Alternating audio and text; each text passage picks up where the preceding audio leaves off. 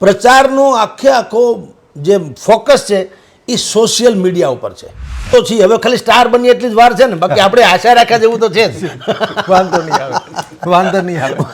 હવે ભારતીય જનતા પાર્ટીમાં એ લોકો એવું માને છે કે આપણે જેના માથે હાથ મૂકી અજરા અમર થઈ જાય. એટલે ભારતીય જનતા પાર્ટીએ આ વખતે એમ કીધું કે 70% જેવા જેન જી પ્રકારના યુવાનો, ફ્રેશ, શિક્ષિત, બેદાગ વગેરે વગેરે, તો જેની પાસે મોબાઈલ હોય એટલે વ્યક્તિ થઈ ગયો રહોડામાં. હાવ એક વ્યક્તિના મન મસ્તિષ્ક ઉપર તમે સવાર થઈ શકો.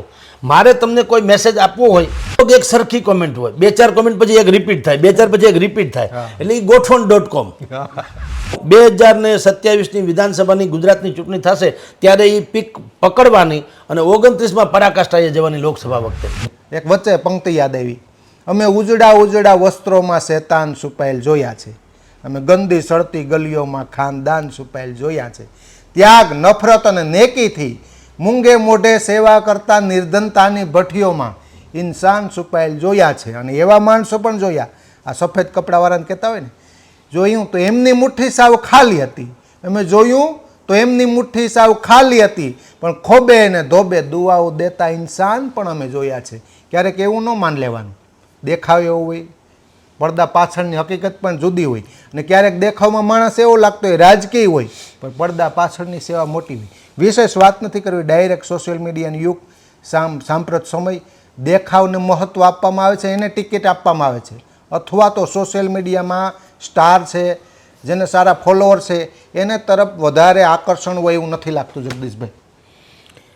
જો વિજયભાઈ, સ્થિતિ અત્યારે એવી છે કે કોઈ પણ પોદળો પડ્યો હોય ને ગાય ભેંસનો, તમે હળી ખૂતડી દો એટલે પોદળો તમારો થઈ જાય. હા, વર્ષો પહેલાંનો. રાઈટ. ભારતીય જનતા પાર્ટીમાં એ લોકો એવું માને છે કે આપણે જેના માથે હાથ મૂકી અજરા અમર થઈ જાય. એટલે એણે ટિકિટ માટે આ વખતે 3 પ્રકારનો ક્રાઇટેરિયા રાખીને આખી ટ્રીમેન્ડસ ફેરફાર કરી નાખ્યો. 50, 60, 70% ન્યૂ ફ્રેશ જેન જી જેને કહેવાય એવા લોકોને ટિકિટ આપી. અને 3 ક્રાઇટેરિયા, 60+ હોય એને નહીં, 2-3 ટર્મ ચૂંટણી જીતા હોય ને લડ્યા હોય એને નહીં, સગાવાદ નહીં, આવું તેવું. અને એને કારણે તમે જેમ અત્યારે ઇન્ટ્રોમાં બોલ્યા એમ આખો માહોલ પલટાઈ ગયો. સ્થાનિક સ્વરાજ્યની ચૂંટણી તો ખરેખર ક્યારે યોજાતી ને ક્યારે યોજાઈ ગઈ એની લગભગ ખબર ન પડતી એવું મીડિયામાં આવતું. પહેલાં મીડિયામાં કંઈક બહુ આટલું બધું આવતું નહીં, કારણ કે આ એટલી બધું હોય. અત્યારે તમે 9,960 બેઠક છે, એટલે 10,000 બેઠક ઉપર ચૂંટણી છે. આમાં તમે કોનું વિશ્લેષણ કરો? એટલે ઓવરઓલ જ તમારે કરવું પડે. અને પહેલાં તો શું થતું, આવી ચૂંટણીઓ જે લડાતી એટલે સહકારી મંડળીની ચૂંટણી જેવું હતું, એમાં ભાજપ કોંગ્રેસ જેવું ઓછું હતું, પણ જીત્યા પછી હવે દાવો કરે કે અમારી પેનલ હતી. એટલે ચૂંટણી ગ્રામ્ય પંચાયતની, તાલુકા જિલ્લા પંચાયતની, નગરપાલિકાની, મહાનગરપાલિકા અત્યારે જે યોજાઈ રહી છે એ પહેલા જમાનામાં યોજાતી અને યોજાઈ જાતી, તે બસ બીજું કાંઈ એનો ચહલ પહલ નહીં. આ વખતે ટ્રીમેન્ડસ ફેરફાર થઈ ગયો, હાહાકાર મચી ગયો છે ચારે કોર. એના 2-3 કારણો છે. સૌથી પહેલું કારણ તો એ છે કે આ વખતે ભારતીય જનતા પાર્ટીએ અમસ્તુ, ગુજરાત તો એ લોકો લેબોરેટરી માને છે, ગુજરાતને ભારતીય જનતા પાર્ટી પ્રયોગશાળા માને છે, કારણ કે અહીંયા બધું જ એક હથ્થું એના હાથમાં છે. અને પ્રયોગ એવે સમયે લોકોએ કરવો જોઈએ, તો પછી ક્યારે કરશો? ધારાસભા અને લોકસભામાં તમારે 2nd જનરેશન તૈયાર કરવી હોય તો પાયો તો આ છે. વારંવાર એકને એક ઉમેદવારને તમે ટિકિટ આપો નહીં, જીતે નહીં, ખાઈ પીને મજા કરે પેઢી દર પેઢી, તો નવા કાર્યકરોને જેને આ લોકોએ જોઈન્ટ કર્યા છે સદસ્યતા અભિયાન અંતર્ગત 2.5 થી 3 કરોડ સદસ્યો ગુજરાતમાં એ ભારતીય જનતા પાર્ટી ધરાવે છે, તો એ જે લોકો જોઈન્ટ થાય એનો વારો ક્યારે આવે? એટલે ભારતીય જનતા પાર્ટીએ આ વખતે એમ કીધું કે 70% જેવા જેન જી પ્રકારના યુવાનો, ફ્રેશ, શિક્ષિત, બેદાગ વગેરે વગેરે. પછી એમાં કેટલી હેલભેલ છે એ જવા દઈએ, બધું હોય. એમાં આ વિશેષ આ વખતે તમે જો મેં કીધું ને અલગ અલગ પ્રકારના, એક તો આ ક્રાઇટેરિયા નક્કી થયો એ સૌથી નવું પરિમાણ છે. બીજું પરિમાણ જે તમે હવે બોલ્યા છો તે પણ છે. આખું ફોકસ 2-3 વસ્તુઓ ઉપર છે તમામ પક્ષનું, ખાલી ભાજપ નહીં. નંબર 1, એક છે ઓબીસી. ઓબીસી નામની કોમ, જેમાં 112 જ્ઞાતિ આવે છે, જાતિ જ્ઞાતિ. સૌએ પહેલાં તો ઓબીસી ઉપર ફોકસ કર્યું છે. ઈશુદાન ગઢવી ઓબીસી, આમ આદમી પાર્ટી. અમિત ચાવડા કોંગ્રેસના અધ્યક્ષ ઓબીસી. જગદીશ વિશ્વકર્મા ભાજપ ઓબીસી. ત્રણેય મૂળ ઓબીસી. એ ત્રણેય પોતપોતી વોટ બેંક તૈયાર કરવા માટે મોટા ભાગની ટિકિટ ઓબીસીને આપી. અચ્છા. હા, નંબર 1. નંબર 2, પ્રચારનો આખો જે ફોકસ છે એ સોશિયલ મીડિયા ઉપર છે. હા. આ નવું પરિમાણ છે અને પહેલ પણ છે. હજી એનું શિખર તો પછી બાકી છે. એ 27માં જોવા મળશે અને 29ની લોકસભામાં પરાકાષ્ઠાએ પહોંચશે. શું છે? અમિતાભ બચ્ચનને 70 mm પડદે નથી મળી એટલી પ્રસિદ્ધિ એણે ટીવીના પડદે કેબીસીમાં મળી. કેબીસીમાં અમિતાભનો જીર્ણોદ્ધાર થયો. રાઈટ? સવાલ પહેલાં લોકોને એવું લાગતું કે ભાઈ એવડા મોટા પડદા ઉપરનો માણસ અમિતાભ, મિલેનિયમ સ્ટાર, 100 વર્ષની સદીનો સૌથી મહાનાયક, એ એમ કે આ ટીવીના પડદે ઘરમાં આવશે તો નાનું ન કહેવાય એમ. પણ સમાજવાદી પાર્ટીના જે તે સમયના અમરસિંહ નામના નેતા, એણે કરિશ્મા કરી બતાવ્યો અને જીર્ણોદ્ધાર કરી દીધો અમિતાભનો, કે આને તું જેને નાનો પડદો સમજે છે નાનો નથી. તમારી જાણ ખાતર એ જ પડદો છે તમને ઘેર ઘેર ઓર જાણીતા કરશે. કારણ કે અમિતાભને જોવું હોય તો તમારે પહેલાં ટીવીમાં તો ટોકીઝમાં તો જવું પડતું. આ ટોકીઝમાં જવું ન પડતું, ટોકીઝ તમારા ઘરે આવી. આ પડદો છે, ટોકીઝ તમારા ઘરે આવી છે. એટલે ફરજિયાત લોકો જોશે, જેના ઘરમાં જે હોય તે. એટલે તમે વધુ પ્રસિદ્ધ થશો. પહેલાં બધાને અસમંજસ્યથી પછી આપણે એનો આખો ઇતિહાસ જાણીએ છીએ કે અમિતાભનો જીર્ણોદ્ધાર થઈ ગયો કેબીસી પછી.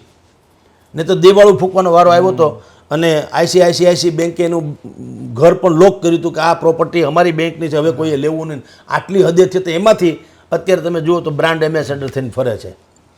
તો જે દિવસે નાના પડદાની વેલ્યુ નથી આંકતી, લોકો અસમંજસમાં હતા, તે દિવસનો આ કરિશ્મા હવે એનાથી આગળ એક સ્ટેપ આગળ વધ્યા. હવે ટીવી પણ છોડો, હવે આવ્યું મોબાઈલ ઉપર, જે તમારા ખીચામાં છે. અને એની મજા શું છે તમને કહું. એની મજા એ છે કે ટીવીમાં તમારે જોવા માટે ભલે ઘેર ઘેર ટીવી છે, પણ કમસે કમ તમારે ટીવીની સામે તો બેસવું પડે. હવે આ તો તમે બાથરૂમમાં જોઈ શકો, આ તમે બસમાં જોઈ શકો, બગીચામાં જોઈ શકો, હાલતા ચાલતા બધે તમારી ઈચ્છા પડે તે તમે જ્યારે અને જે જોવું હોય તે જોઈ શકો. ટીવીમાં કાર્યક્રમ આવતો હોય, તમે બેઠા હો તો જોઈ શકો, પછી હોઈ જાય એટલે પૂરું. દાખલા તરીકે આમાં તો તમારે એ પણ નથી કાંઈ, તમે સ્ટોર કરીને પાછું જોઈ શકો, વગેરે વગેરે. એટલે નરેન્દ્ર મોદીએ જે દિવસે વડાપ્રધાન તરીકે અહીંથી ગયા અને વડાપ્રધાન ઉમેદવાર તરીકે જાહેર થયા અને જેટલું પ્રચાર કર્યો, ત્યારે એણે દિલ્હીમાં સ્પેશિયલ એક સાયબર સેલ ઊભો કર્યો. પોલિટિકલની દુનિયામાં બાકાયદા સાયબર સેલ અને એની આખી ટીમ ઊભી કરનારા નરેન્દ્ર મોદી શાયદ પ્રથમ વ્યક્તિ હશે કે સાયબર સેલ. હવે એને કરવાનું હું કાંઈ નહીં, સારા માઠા પ્રસંગે શુભકામના પાઠવવી હોય તો નરેન્દ્ર મોદીને એના નામને શુભકામના પાઠવી દેવાની, શોક સંદેશો હોય તો પાઠવી દેવાનો. કોઈ દુનિયાની કોઈ પણ ઘટના બને, નરેન્દ્ર મોદીની નામે જે કાંઈ મેસેજ હોય મેસેજ કન્વે કરવાના, જે તે વ્યક્તિને મળી જાય. બધાને એમ લાગે ઓહો મોદી સાહેબે મોકલ્યું, ભલે એની ટીમે મોકલ્યું હોય. એ પ્રયોગ એણે કર્યો. પછીથી તમામ રાજકીય પક્ષોએ પણ સોશિયલ ઉપર ધ્યાન આપવાનું શરૂ કર્યું કે ભાઈ આ વાત તો સાચી. હું કામ ઓલું તો ટીવી જેના ઘરમાં હોય અને ટીવીની સામે બેઠા હોય ત્યાં સુધી તમારો મેસેજ પહોંચે. આ તો જેની પાસે મોબાઈલ હોય એટલે વ્યક્તિ થઈ ગયો રહોડામાં. હાવ એક વ્યક્તિના મન મસ્તિષ્ક ઉપર તમે સવાર થઈ શકો. મારે તમને કોઈ મેસેજ આપવો હોય તો પહેલાં શું થતું, હું પોસ્ટ કાર્ડ લખું, ટપાલ લખું, ફોન કરું, કોકના દ્વારા મેસેજ મોકલું, એ બધું છોડો. અત્યારે તમને મેસેજ મોબાઈલમાં ફુર કરીને મોકલી દઉં, સીધો તમને જ મળે, બીજું કોઈને નહીં. કે જગદીશભાઈ શું કહેવા માગે છે. એ વાત અત્યારે આજે નરેન્દ્ર મોદીની સરકારે પહેલી વખત 2014માં આવ્યા ત્યારે મેક્સિમમ એણે ઉપયોગ કર્યો. એ વાતનો અત્યારે પડઘો પડ્યો જબરજસ્ત. અત્યારે સ્થાનિક સ્વરાજ્યની ચૂંટણીમાં ગુજરાતમાં ત્રણેય પક્ષોએ, કોંગ્રેસ, ભાજપ અને આમ આદમી તો સમજતા એની જ પ્રોડક્ટ છે એમ કહેતો હાલે. આમ આદમી પાર્ટીનું તો તમારી જાણ કરતા જન્મ સ્થળ એને કહો ને તો એ જ છે, એપી સેન્ટર છે આ સોશિયલ મીડિયાનું. તમે જોજો, તમે એમની ફેવરની વાત કરો કે અનફેવરની વાત કરો, આમ આદમીના જેટલા લોકો છે બુદ્ધિપૂર્વકના હજારો લોકો છે એની પાસે જે હોય તે, એની કોમેન્ટ તમને ભયંકર મંડે આવવા, અને તમે એમાં ખબર જ એટલા માટે પડે, લગભગ એક સરખી કોમેન્ટ હોય, 2-4 કોમેન્ટ પછી એક રિપીટ થાય, 2-4 પછી એક રિપીટ થાય, એટલે એ ગોઠવણ.com બરાબર. જગદીશભાઈ સારા કે ખરાબ એ 2-3 કોમેન્ટ 4-5-6 અલગ અલગ ફોર્મમાં બનાવી રાખે, એટલે શું કે મોનોટોનસ ન લાગે, કોઈને એમ ન લાગે કે એક જ સરખી કોપી પેસ્ટ છે, એવું ન લાગે. કા જગદીશભાઈ પૈસા ખાઈ ગયા, જગદીશભાઈ ડરી ગયા, જગદીશભાઈ બદલાઈ ગયા, જગદીશભાઈ ફલાણું, એવું 4-5 લખી રાખે, પછી અલગ અલગ માણસો ફુર કરીને મોકલા કરે, એટલે તોય તમને અથડાય તો ખરી જ, રાઈટ. એટલે એણે તો આમ આદમી પાર્ટી તો સાયબર સેલમાં ખ્યાત નામ જ હતી ને છે. કોંગ્રેસ જે સુસુપ્ત અવસ્થામાં હતી આમ જુઓ તો એણે પણ ખેલ નાખ્યો કે ઓહો એ સમજી ગયા. તો પહેલી વખત એવું બન્યું કે ભાજપે અને કોંગ્રેસે પણ સોશિયલ મીડિયાના સ્ટાર્સ છે એને ટિકિટ આપી. એની ઉપલબ્ધિ બીજી કાંઈ નહીં, જેમ કે આરજે અહીંયા રાધા કે અહીંયા છે આભા એને ટિકિટ મળી. એવા કેટલાય લોકોને મળ્યા છે જે સોશિયલ મીડિયામાં ખાલી સ્ટાર છે, મોડલ છે, અને બિલકુલ લાખો ફોલોઅર્સ છે, બિલકુલ એમાં કોઈ સંશય નથી, એક્ટિવ રહે છે સોશિયલ મીડિયામાં સારા માઠા પ્રસંગે. તો એને કારણે એને ટિકિટ મળી ગઈ. બોલો ત્યાં સુધી પહોંચ્યો. સોશિયલ મીડિયાનો કેવો જમાનો આવ્યો એ કહું. એટલે હું ઘણી વખત અમારે ત્યાં 2-4 લોકો ઇન્ટરવ્યૂ લઈ ગયા આપણા આ સેન્સમાં, આજ ઉપર ડિબેટ થઈ, તો મેં કીધું કે આપણે સોશિયલ મીડિયામાં એક્ટિવ તો છીએ, હવે ખાલી સ્ટાર બની એટલી જ વાર છે ને, બાકી આપણે આશા રાખ્યા જેવું તો છે જ. વાંધો નહીં આવે. હવે ખાલી સ્ટાર. સવાલ એ છે કે હવે એની ક્રેડિટ, કારણ કે હવે ખબર પડી કે સોશિયલ મીડિયામાં એક્ટિવનેસનું ગુજરાતી શું છે ખબર છે? તમારો લાઈવ સંપર્ક, ડાયરેક્ટ સેકન્ડોની અંદર. આ મજાની વાત એ છે. એ પાગલ નથી રાજકારણીઓ પણ, એને ખબર છે કે ભાઈ આ લાઈવ છે, કારણ કે કોઈ પણ ઘટના હોય એના લાખો ફોલોઅર્સ સુધી ખાલી આમ થમ્સઅપ કે આમ નથી કરતા, કંઈક કોમેન્ટ્સ પણ લખે છે. એનો અર્થ એમ છે કે તમારી સાથે લાઈવ છે, તમે સારા છો કે ખરાબ એને ફાવે એ લખે, એ તો છૂટ છે બધાને, પણ એ લાઈવ છે એનો તમારે એનો જવાબ દેવો પડે. તો એ સીધો સંપર્ક છે. એનો અર્થ એમ છે કે લાખો લોકો એના ફોલોઅર્સ છે. દાખલા તરીકે આરજે આભા, આપણે દાખલો આપું, એને ટિકિટ મળી, કોંગ્રેસે આપી. હવે એણે જે કંઈ વચન આપવું હોય તો ઢંઢેરો પીટવાની જરૂર નથી. એ એના નાના પ્લેટફોર્મ પરથી ફુર કરી દે એટલે એના તમામ ફોલોઅર્સની સુધી વાત પહોંચે કે નહીં? હવે આવો પ્રચાર ક્યાં થાય? છાપામાં એડવર્ટાઇઝમેન્ટ આપો, ટીવીમાં સ્લોટ્સ લ્યો તો કરોડો રૂપિયા થાય. એ ધંધો જ નહીં, મફત. આમ જુઓ તો ડાયરેક્ટ ભાઈ હું તમારું ફલાણું. અને બીજું કે ઇન્ડિવિજ્યુઅલ તમે એને પ્રચાર કરી શકો. બાકીના ભૂંગળામાંથી બોલો તો તમારે ભાજપ, કોંગ્રેસ કે આમ આદમી એક કોમન પ્રચાર થાય, વ્યક્તિગત ન થાય.